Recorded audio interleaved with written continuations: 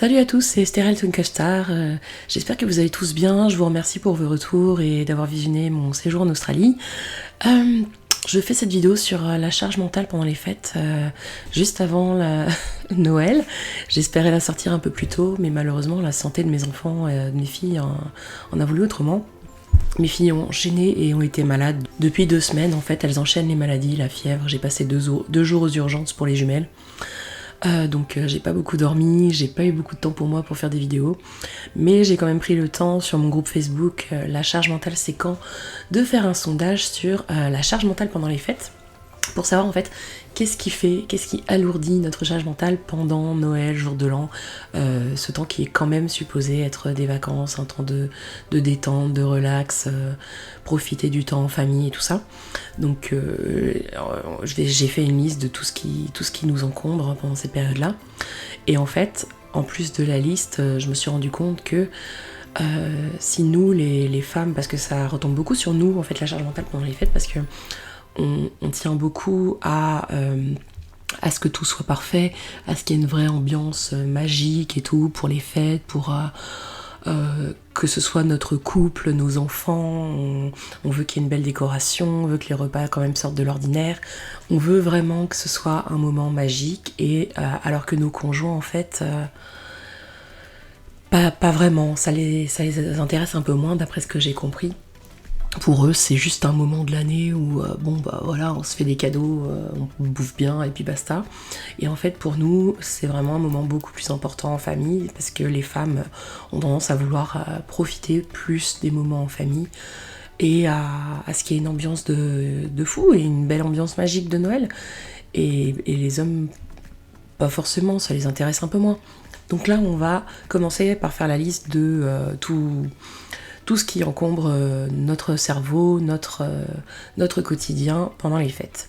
Mais là, je veux juste échanger avec vous sur tout ça, sur cette charge mentale, et que vous puissiez échanger sur la plateforme dans les commentaires, me dire qu'est-ce qui vous rend mal pendant cette période, qu'est-ce qui vous fatigue, à quoi vous devez penser. Donc on va faire la liste ensemble. Alors on va faire une liste un peu chronologique de comment est-ce qu'on s'organise pour les fêtes. Donc, la liste dans l'ordre chronologique. Parce que moi je connais des personnes, dont je fais partie, qui commencent à chercher les cadeaux pour les enfants, les conjoints, la famille et tout ça, dès le mois de juillet-août. Ce qui en soi n'est absolument pas bête, puisque ça permet, surtout quand on a beaucoup de personnes à qui faire des cadeaux, qu'on a des enfants un petit peu qui comprennent les cadeaux et tout ça, qui font des demandes, donc ça permet d'étaler un peu les achats et tout ça. Donc en juillet-août, on commence à faire un peu le tour, de voir qui veut quoi, de faire la rotation des jouets aussi, quel enfant a grandi, qu'est-ce qu'il veut, de quoi il a besoin, de quoi ils ont besoin. S'il y a des grands frères et des grandes sœurs, qu'est-ce que les grands frères et grandes sœurs ont déjà qu'ils peuvent donner à leurs petits frères et petites sœurs et qu'on n'a pas besoin de racheter. Donc il y a ça aussi. Pour le conjoint, il a aussi ses revenus, donc en général, quand il veut quelque chose, il se l'achète. Donc pour trouver ce dont il a besoin, le conjoint, c'est un peu compliqué aussi. Donc il faut s'y prendre à l'avance pour voir qu'est-ce qu'il veut, on tâte le terrain. Puis il y a beaucoup d'étapes aussi dans les cadeaux, en fait, parce que Noël, c'est quand même principalement à notre époque centré sur les cadeaux. Donc il y a beaucoup d'étapes. Il y a la recherche, donc tout ce dont je viens de parler, avec qui a besoin de quoi, et qui veut quoi, parce qu'il n'y a pas que le besoin, il y a l'envie. De qu'est-ce que l'autre veut recevoir. Il y a l'achat, donc ça faut s'y prendre à l'avance, souvent. Il y a aussi le fait de cacher les cadeaux, hein. Faut pas que les enfants ou le conjoint et tout ça tombent dessus par hasard. Moi ça m'était arrivé quand j'étais petite. Ma mère avait caché les cadeaux derrière le rideau de sa chambre à l'avance, genre début décembre, et elle m'avait demandé en fait d'aller fermer les volets de tout l'appartement, et du coup forcément en ouvrant le rideau pour fermer le volet, et j'ai vu les cadeaux. Ah maman, il y a des cadeaux. Elle fait oups, mince, c'est le Père Noël qui a dû les déposer là parce qu'il avait plus de place, tu sais, il fait souvent ça, il laisse les cadeaux aux parents et puis il les dépose à l'avance, et c'est les parents qui les mettent sous le sapin. Elle a inventé ça au pied levé, c'était vraiment bien joué maman, c'était drôle. Moi j'y ai cru, moi j'ai cru ma mère, forcément. Et du coup il y a les cadeaux, il faut les cacher, et pire partie pour moi, c'est l'emballage. Je viens de passer la matinée, là, j'ai profité que ma grande était à l'école, j'ai profité que ma plus petite jumelle était à la garderie, et que la plus grande des jumelles dormait. J'ai emballé tous les cadeaux, pour mon conjoint et pour ma grande, parce que c'est mon conjoint qui s'occupait des cadeaux pour les petites. Elles ont 10 mois, donc Noël, ça leur passe un peu par-dessus le bonnet.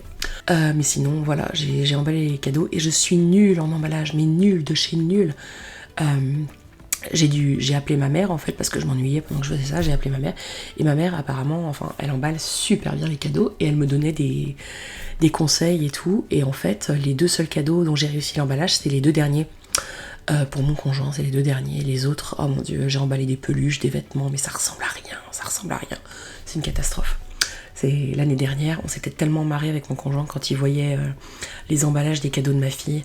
Il me disait mais les lutins, ils ont picolé pendant l'emballage. Écoute, j'ai fait ce que je pouvais, hein, voilà. Et ben cette année j'ai fait ce que je pouvais, mais un peu mieux. Et puis là je parle des courses de cadeaux pour les enfants et les conjoints. Mais bien sûr, le conjoint, il s'occupe pas forcément des cadeaux pour sa famille à lui, ses parents, ses frères et sœurs, les neveux, les nièces. Moi, j'ai de la chance, mon conjoint, il s'occupe de son côté.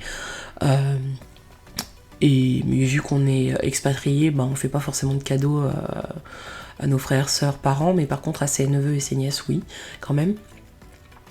Et vice versa, sa sœur nous fait des cadeaux pour les petites. Mais bon, il y a des familles où il y a des cousins, des cousines pour les fêtes, il y a les neveux, les nièces, les oncles, les tantes, des 2 côtés de chaque conjoint. Et le conjoint s'occupe pas forcément des cadeaux, et puis il a pas forcément d'idée de cadeaux pour sa famille à lui, donc il faut aussi gérer ça. Donc il y a ça, il y a la famille éloignée, donc il y a les courses pour tout le monde. C'est pour ça qu'il faut s'y prendre à l'avance, surtout quand on a une grande famille. Moi j'ai de la chance, pour l'instant j'ai 3 enfants, dont 2 en bas âge, et un conjoint qui, franchement niveau cadeau, il est assez facile, donc ça va. Et puis j'adore faire des cadeaux, donc ça va. Les emballer, je déteste ça, mais les acheter, j'adore. J'adore m'en acheter pour moi aussi. Et puis bien sûr, il y a les cadeaux pour tout ce qui est éducatrice, éducateur, babysitter, enseignant, enseignante, tout ça qu'il faut gérer. Moi j'ai acheté une carte de Noël et j'ai fait des bracelets parce que ma fille a 3 enseignantes. Donc j'ai fait des bracelets de leur couleur préférée à chaque enseignante, et elles étaient contentes, je pense. Elles m'ont envoyé un petit message de reconnaissance. Je pense que ça leur a fait plaisir parce que j'avais vraiment leur couleur préférée en plus, sauf une, c'était le jaune, et j'avais pas de perles jaunes en fait, j'avais que du doré ou du blanc doré, donc j'ai fait bleu, blanc, doré, un petit peu de jaune, leur couleur de la mer et tout, coquillage. Donc on verra si ça lui plaît. Ensuite, qui dit fête de fin d'année, dit vacances de fin d'année, donc forcément, qu'est-ce qu'il y a à gérer à l'avance si on veut voyager, si on veut aller dans la famille, si on veut faire des activités, donc réserver le logement, réserver tout ce qui est restaurant, activités, mettre de l'argent de côté pour ça. Donc ça prend aussi énormément de charge mentale, donc s'occuper de réserver, de trouver les activités sur place, de qui va faire quoi, qui va pouvoir faire quoi avec qui, et c'est aussi très demandant et il faut le faire à l'avance.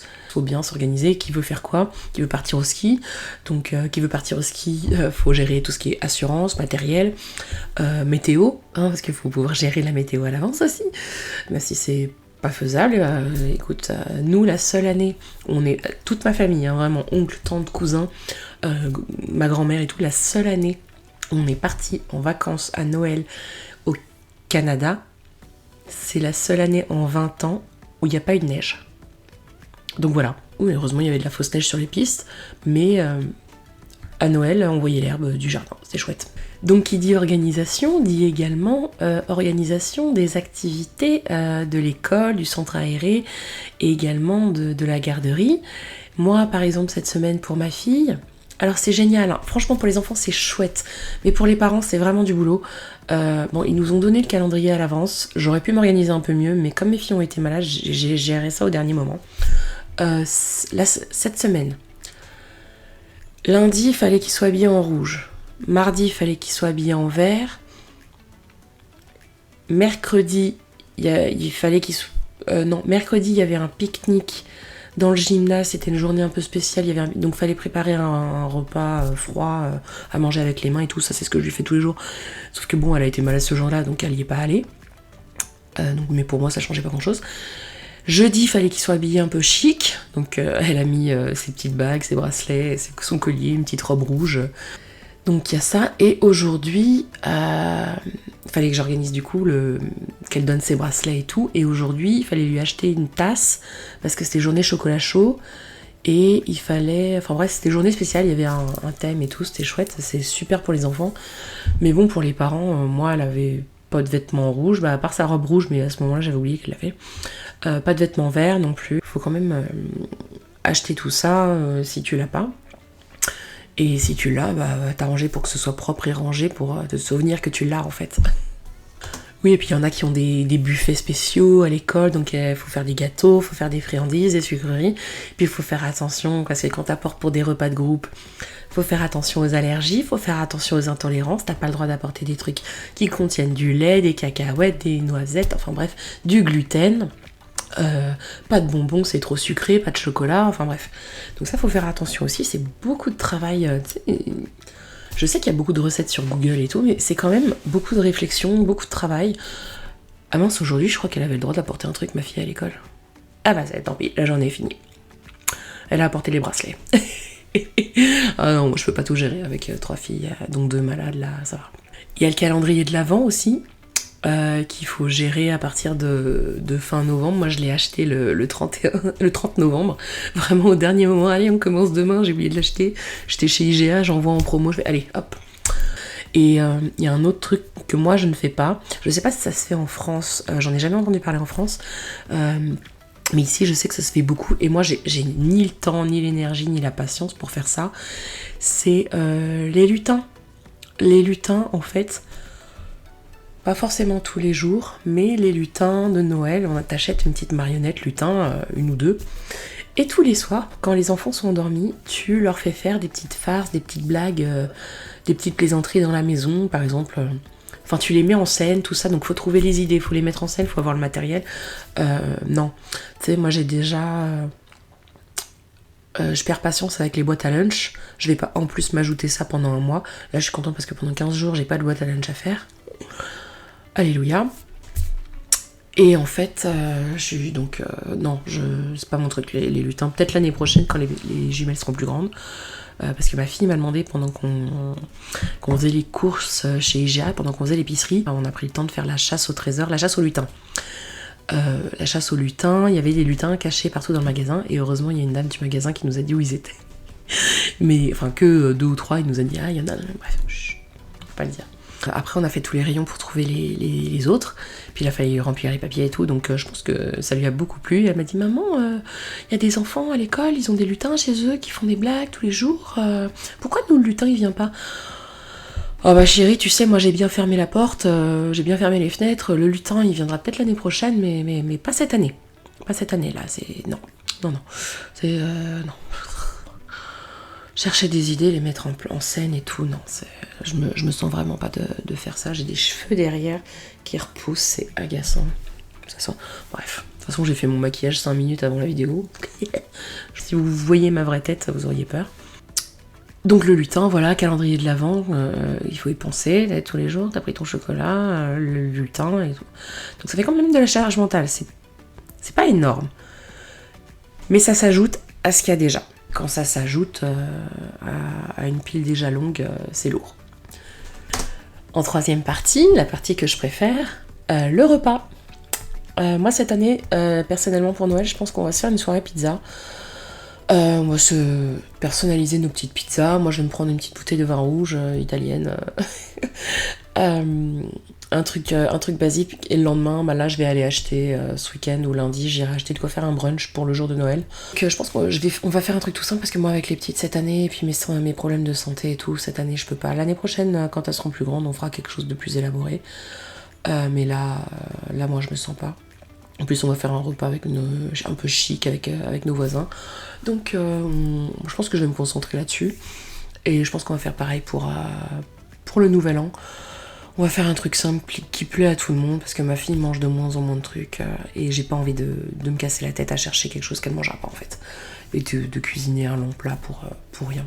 Donc le repas, sachant que nous on va faire un petit truc, mais il y en a comme je disais qui ont une grande famille, qui ont des familles qui habitent à des endroits séparés, donc il y a plusieurs repas, plusieurs célébrations, donc il faut transporter la nourriture, il faut transporter les boissons, faut penser à ce que tout le monde mange, avec du coup les intolérances, les trucs machin aime ci, machin n'aime pas ça, bref. Voilà, il faut ménager les susceptibilités de tout le monde aussi. Oh, t'es venu ce jour-là, t'es pas venu ce jour-là pour ce repas, moi je comptais sur toi, bref. Ça aussi, ça fait partie de la charge mentale, gérer les susceptibilités des gens. Moi, je sais que ma mère mettait beaucoup d'elle-même, de temps et d'énergie pour préparer le réveillon. On avait toujours le réveillon et le jour de Noël. On avait toujours une très belle table avec la belle vaisselle, la belle nappe de sa grand-mère, je crois.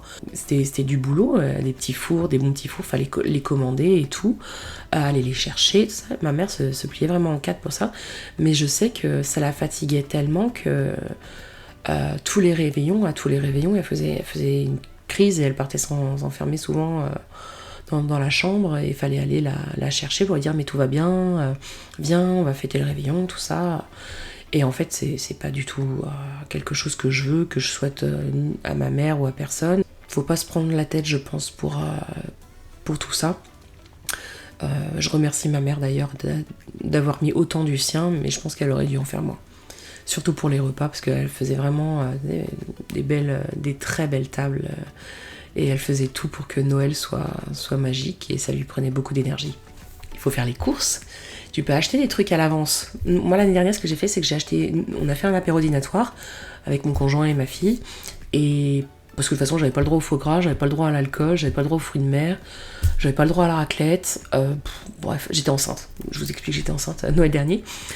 Et donc on a fait un apéro dînatoire tout simplement, un truc très simple. J'avais commencé à acheter en promotion en plus des petits fours surgelés et j'en ai fait en fait un stock parce qu'on avait un congélateur dans le garage, ce qui m'a permis de stocker quand même pas mal de trucs pour Noël et pour étaler les dépenses aussi. Mais par contre il y a des choses que tu peux pas les acheter à l'avance, tu peux pas forcément les congeler. Autant les boîtes de conserve tu peux, les surgeler tu peux. Mais tu peux pas tout, il y a des choses que tu dois acheter au dernier moment. Les courses de bouffe et de cadeaux au dernier moment, c'est fatigant physiquement, mentalement, psychologiquement. Moi je fais plus ça.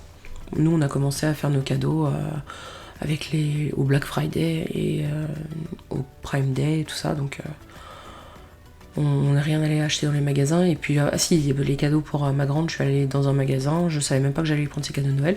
J'ai vu qu'il y avait plein de trucs Pokémon, parce qu'elle est dans sa période Pokémon, en liquidation. Donc j'ai acheté plein de trucs Pokémon, allez hop. Même un pyjama, je suis contente, j'ai trouvé un grand pyjama, une pièce tout doux, tout chaud et tout, avec des petits Pikachu, Evoli, Rodoudou. Bref, je l'ai emballé aujourd'hui, j'ai pas eu le temps de regarder ce qu'il y avait dessus, mais il est vraiment chouette. Donc je suis contente de lui avoir trouvé ça.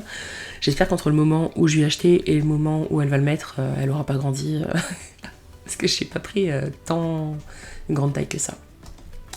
Et puis le repas, tu peux pas le préparer trop tôt non plus dans la journée du réveillon, ni le jour de Noël et Nouvel An et tout ça. Tu peux pas le préparer trop tôt dans la journée, parce que après ça va plus être bon, ça va être sec et tout, donc il y a quand même énormément de choses à préparer au dernier moment.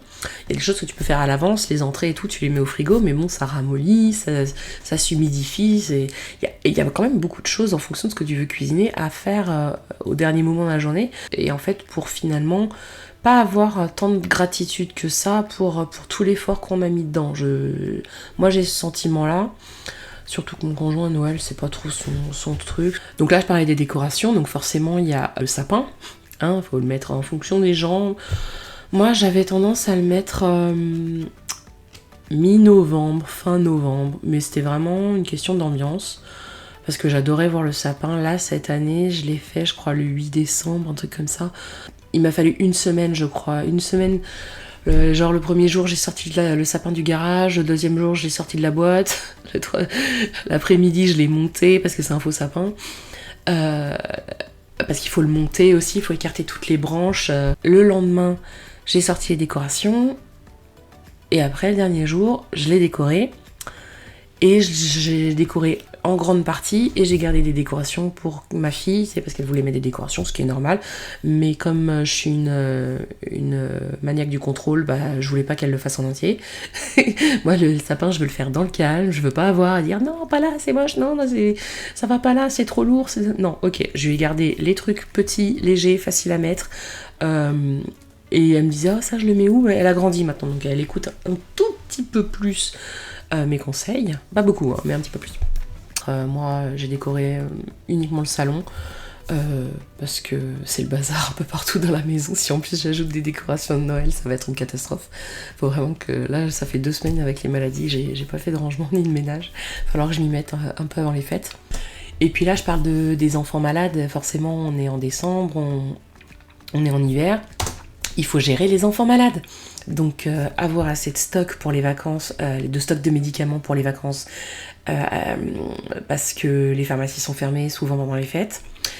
Et quand les enfants sont malades, il faut s'arranger pour avoir fait la visite chez le médecin avant les fêtes, parce que sinon t'as pas de consultation, c'est pas possible. Donc là, j'ai essayé de tout faire cette semaine, question santé. Les petites, elles ont eu leur rendez-vous chez le docteur, elles ont leurs antibiotiques, elles ont eu leur rendez-vous. Écoute, là, j'ai plus rien à gérer, mais c'est quand même du boulot quand les enfants sont malades avant les fêtes, parce que ça nous met des bâtons dans les roues, alors qu'on a déjà... Enfin, ils font pas exprès, les pauvres, ils endurent la maladie, mais ça nous met quand même du poids en plus sur nos épaules, alors qu'on en a déjà beaucoup à faire. Et puis là, je parlais de ma maison aussi, il y a le ménage à faire. Il y a le ménage à faire avant les fêtes, parce qu'on va pas faire les fêtes dans le bazar, on va pas faire les fêtes, surtout quand on a des invités dans une maison qui est pas propre, pas rangée, pas nette et tout. Surtout quand c'est la belle famille, on essaye en général de faire attention à avoir une belle maison propre, tout ça, pour avoir une belle présentation. Et ça, c'est du boulot, hein.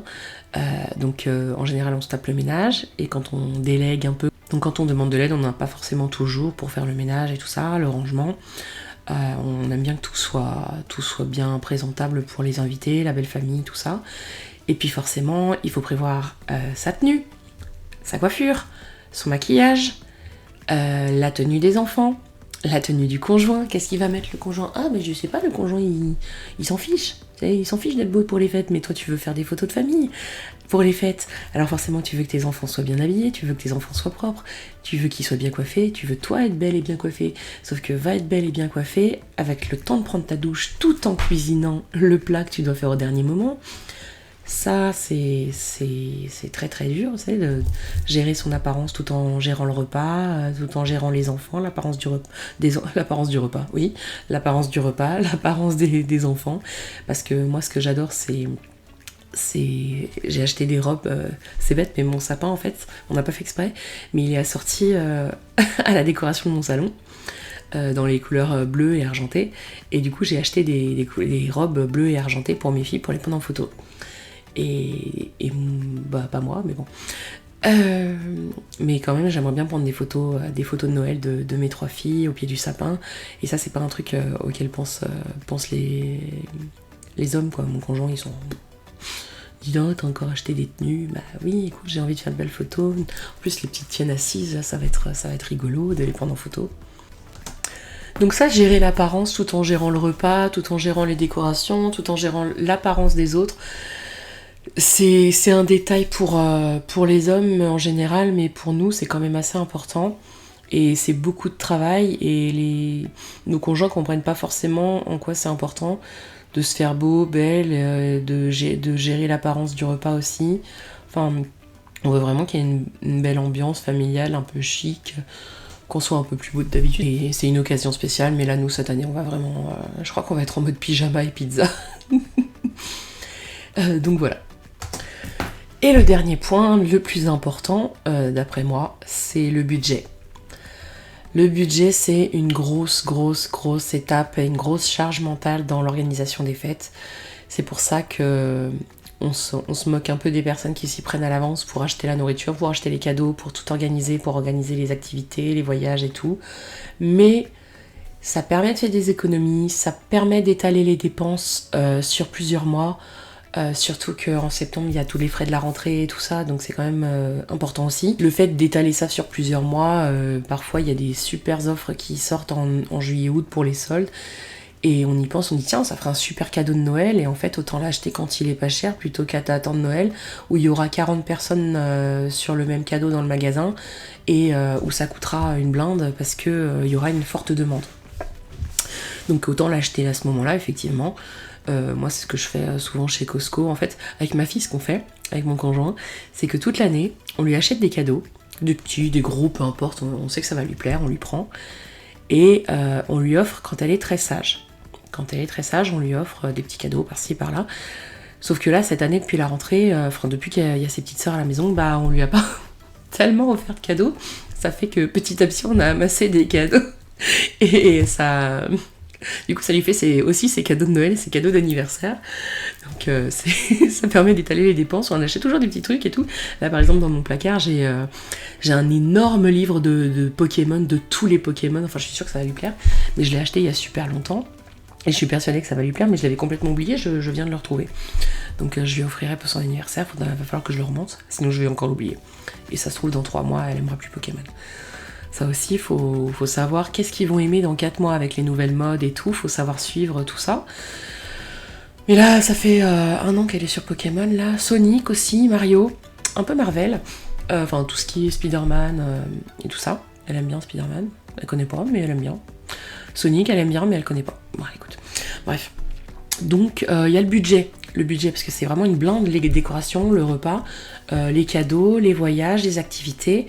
Parce que là, ma fille, là, on a 2 semaines de vacances, on va peut-être l'emmener faire un peu de... J'aimerais bien qu'elle apprenne à faire du ski, donc on va peut-être lui payer des leçons de ski, peut-être du snow.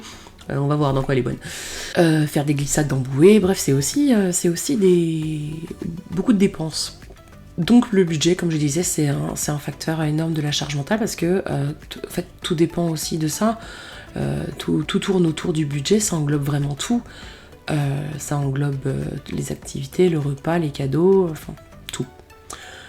Et je vois qu'il y a de plus en plus de gens qui ont du mal à joindre les deux bouts et du coup qui ont du mal à offrir un cadeau, un Noël, du mal à offrir un Noël comme ils le voudraient à leurs enfants, ça me fait beaucoup de peine. Je vois qu'il y a beaucoup de personnes qui s'offrent pour